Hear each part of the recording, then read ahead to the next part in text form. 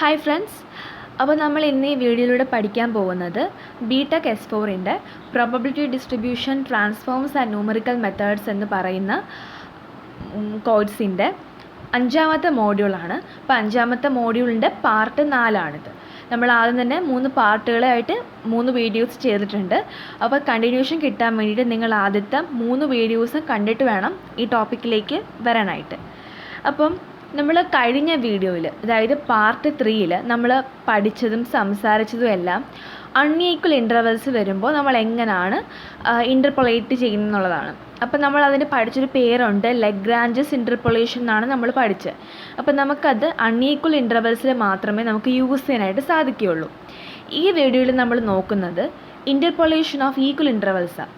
ഈ ഈക്വൽ ഇൻ്റർവെൽസിൻ്റെ ഇൻ്റർപൊളേഷനകത്ത് നമുക്ക് 2 മെത്തേഡ്സ് മെയിനായിട്ടുണ്ടാകും. ഒന്നാമത്തത് ന്യൂട്ടൺസ് ഫോർവേഡ് മെത്തേഡും രണ്ടാമത്തത് ന്യൂട്ടൺസ് ബാക്ക്വേർഡ് മെത്തേഡെന്നും പറയും. നമ്മൾ നല്ല വ്യക്തമായിട്ട് പറയുകയാണെങ്കിൽ മെത്തേഡ് 1 എന്ന് വെച്ചാൽ ന്യൂട്ടൺസ് ഫോർവേഡ് ഡിഫറൻസ് ഇൻ്റർപൊളേഷൻ.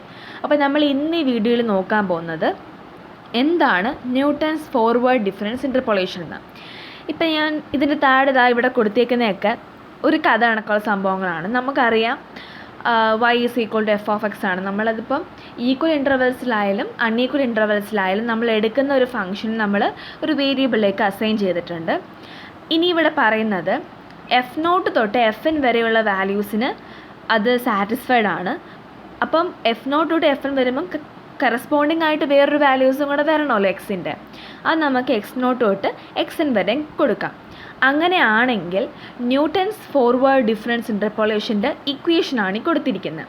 അതായത് f(x) = f0 plus r delta f0 plus r × r-1/2 factorial into delta square f0 plus r × r-1 × r-2 into the whole divided by 3 factorial into del cube f0 etcetera till r × r-1 × r-2 into etc. into r-n+1 the whole divided by n factorial into delta n raised to f0. Okay, ഇതാണ് നമ്മളുടെ equation.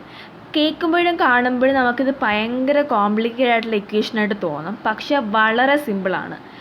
ഇത്രയേ ഉള്ളൂ സംഭവം. ആദ്യം നമ്മൾ f0 എന്ന term അതേ കണക്ക് എഴുതുന്നു. ഇനി അതിനുശേഷം സെക്കൻഡ് ടേം വരുമ്പോഴത്തേക്കും അവിടെ ഒരു r എന്ന് പറയുന്ന ഒരു വാല്യൂ ഉണ്ടാവും. മാത്രമല്ല f0ൻ്റെ ഡെൽറ്റയാണ് നമ്മൾ എടുക്കുന്നത്. അപ്പം r × ഡെൽറ്റ f0. ഇനി അടുത്ത് വരുമ്പം r സെക്കൻഡ് ടേമിൽ വന്നതുകൊണ്ട് r × r-1 നമ്മൾ ചെയ്ത് ഡിവൈഡഡ് ബൈ 2 ഫാക്ടോറിയൽ.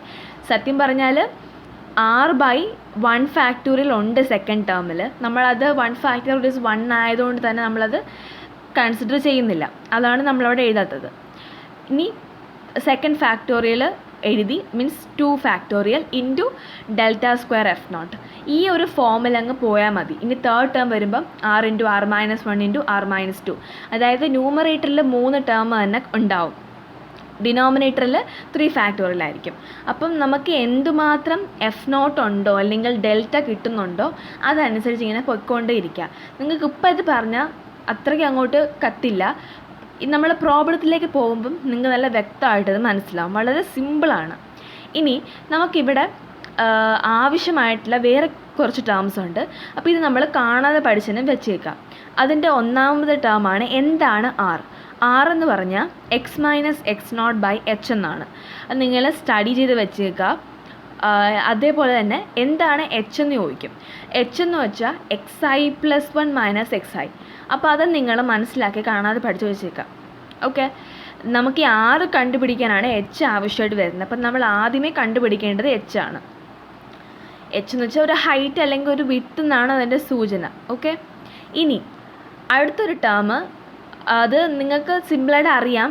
പിന്നെ നമ്മളതൊരു ജനറൽ ടേമായിട്ട് കൊടുത്തേക്കുന്നുള്ളൂ. Delta fj = fj+1 - fj.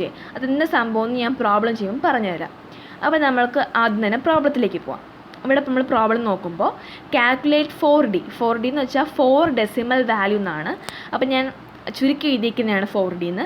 Value of cos h of 0.56 using Newton's interpolation formula from the following table. ഇപ്പം നമ്മൾ പഠിക്കുന്നത് ഫോർവേഡ് ആയതുകൊണ്ട് തന്നെ ഈ ക്വസ്റ്റ്യൻ ഫോർവേഡിൽ വരുന്നതാണ് നമുക്ക് അറിയാനായിട്ട് പറ്റും. അല്ല, നിങ്ങൾക്ക് യൂണിവേഴ്സിറ്റി എക്സാംസിനാണെങ്കിൽ അതിൽ സ്പെസിഫൈ ചെയ്ത് പറഞ്ഞിരിക്കും ന്യൂട്ടൺസ് ഫോർവേഡ് മെത്തേഡാണോ ബാക്ക്വേഡ് മെത്തേഡാണോ എന്ന്. അപ്പോൾ നിങ്ങളത് കൺഫ്യൂസ് ആവേണ്ട യാതൊരു ആവശ്യവും ഇല്ല. ഓക്കെ, അപ്പോൾ നമുക്കിവിടെ വാല്യൂസ് തന്നിട്ടുണ്ട്. എക്സിൻ്റെ 4 വാല്യൂസ് ഉണ്ട്, അതുപോലെ തന്നെ കോസ് എച്ച് എക്സിൻ്റെ 4 വാല്യൂസും കറസ്പോണ്ടിങ് ആയിട്ടുണ്ട്. ഇനി നമ്മൾ ആദ്യം ചെയ്യേണ്ട കാര്യം എന്താണെന്ന് വെച്ചാൽ, നമുക്ക് എക്സ് ക്വസ്റ്റ്യൻ തന്നെ ഉണ്ട്. ഈ കോസ് എച്ച് എക്സ് എന്ന് പറയുന്നതാണല്ലോ നമ്മൾ എഫ് ഓഫ് എക്സ്, അതും ക്വസ്റ്റ്യനിൽ തരുന്നുണ്ട് 4 വാല്യൂസിൻ്റെ. നമ്മളത് നേരെ ഇങ്ങനെ താഴെ ഇങ്ങനെ എഴുതി പോവുക. ആദ്യത്തെ വാല്യൂ എക്സ് ആയിട്ട് എടുത്തു, രണ്ടാമത്തത് എഫ് ഓഫ് എക്സ്. അപ്പോൾ എക്സിൻ്റെ വാല്യൂസ് ഇവിടെ 0.5, 0.6, 0.7, 0.8. അപ്പോൾ അതിൻ്റെ കറസ്പോണ്ടിങ് ആയിട്ടുള്ള എഫ് ഓഫ് എക്സുകൾ നിങ്ങൾ എടുത്ത് എഴുതണം. ഓക്കെ, എഴുതിയിട്ടുണ്ടല്ലോ. ഇനിയാണ് നമ്മളുടെ ന്യൂട്ടൺസ് ഫോർവേഡ് മെത്തേഡിൻ്റെ ഇമ്പോർട്ടൻ്റ് ആയിട്ടുള്ള സംഭവം. നമുക്കിവിടെ എഫ് ഓഫ് എക്സ് ഉണ്ട്.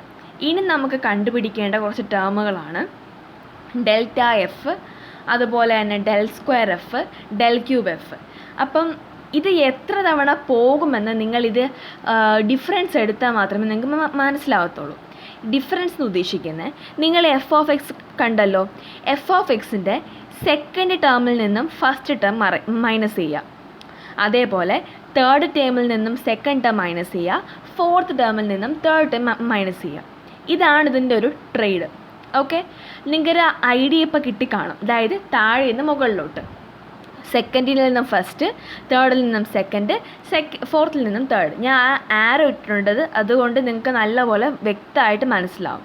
ഇനി സെക്കൻഡിൽ നിന്നും ഫസ്റ്റിനെ കുറയ്ക്കുമ്പോൾ കിട്ടുന്ന ഉത്തരം ആ 2 നമ്പേഴ്സിന് നടുക്കായിട്ട്, മീൻസ് കുറച്ച് മാറ്റി നിങ്ങളൊരു നടക്കുന്ന രീതിയിൽ ഒന്ന് റെപ്രസെൻറ്റ് ചെയ്ത് കഴിഞ്ഞാൽ കുറച്ചും കൂടെ എളുപ്പമായിരിക്കും.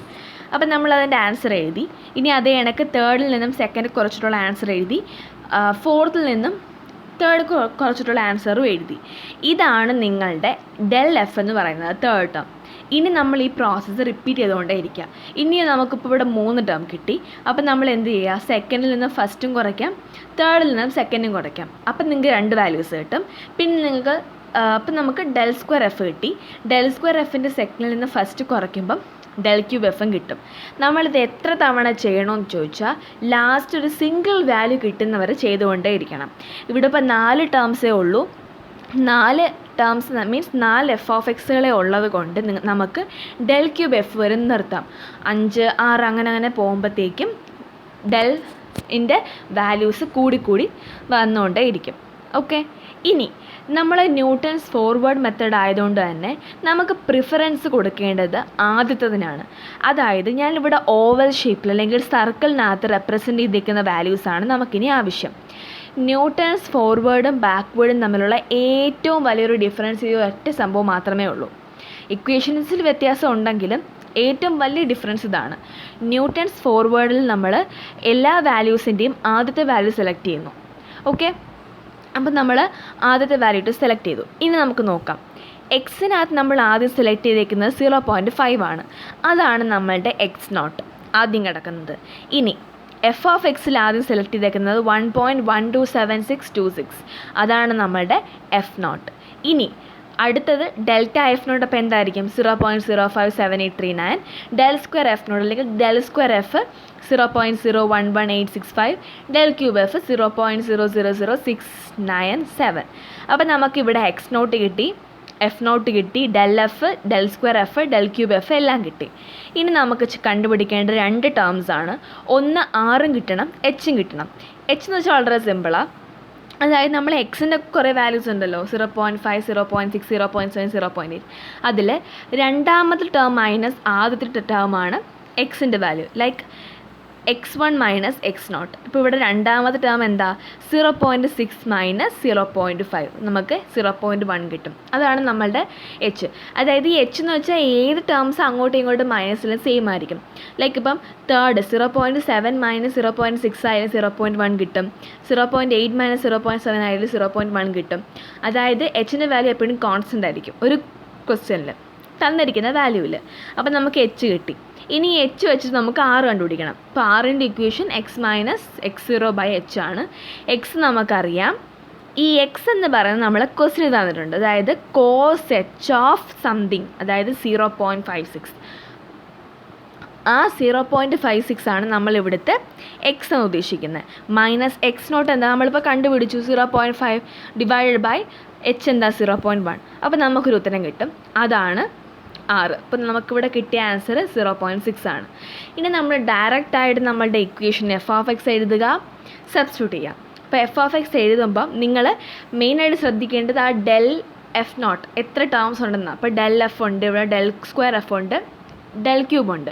ഡെൽ ക്യൂബ് വരെ പോകുന്നുള്ളൂ. അപ്പോൾ നമുക്ക് 4 ടേംസിൻ്റെ ആവശ്യങ്ങൾ വരുന്നു. അതായത് ആദ്യം F nought plus R into del F nought plus R into R minus 1/2 factorial into del square F nought plus R into R minus 1 into R minus 2/3 factorial into del cube F nought. ഇത്രയും മതി. ഇത്രയും terms കറക്റ്റായിട്ട് നിങ്ങൾ എടുത്തെഴുതുക.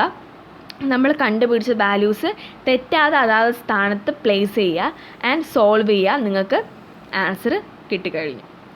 വളരെ സിമ്പിളാണ്. നമുക്കിവിടെ കണ്ടുപിടിക്കേണ്ടതായിട്ടെന്ന് വെച്ചാൽ ഇതേ കണക്കൊരു ടേബിൾ നമ്മൾ ഫോം ചെയ്യണം, ആ ഒരു കാര്യം. പിന്നെ നമ്മൾ എച്ചും കണ്ടുപിടിക്കണം, ആറും കണ്ടുപിടിക്കണം. വളരെ സിമ്പിളായിട്ട് നിങ്ങൾ ഇത് തെറ്റാതെ ഈ സ്റ്റെപ്പുകൾ മീൻസ് സബ്ട്രാക്ട് ചെയ്യുന്ന അല്ലെങ്കിൽ ഡിഫറൻസ് കണ്ടുപിടിക്കുകയും ചെയ്ത് കഴിഞ്ഞാൽ വളരെ എളുപ്പമായിട്ട് തന്നെ നമുക്ക് എല്ലാ വാല്യൂസും സിമ്പിളായിട്ട് കിട്ടും. ഡയറക്റ്റ് ആയിട്ടുള്ള ഇക്വേഷൻ അത് സബ്സ്റ്റിറ്റ്യൂട്ട് ചെയ്താൽ മാത്രം മതി. ഇതാണ് നമ്മളുടെ ന്യൂട്ടൺസ് ഫോർവേഡ് ഇൻ്റർപോളേഷൻ മെത്തേഡ് എന്ന് പറയുന്നത്. അപ്പോൾ ഈ വീഡിയോ കണ്ടിട്ട് എല്ലാവർക്കും ഈ മെത്തേഡ് മനസ്സിലായെന്ന് ഞാൻ വിശ്വസിക്കുന്നു. Thank you.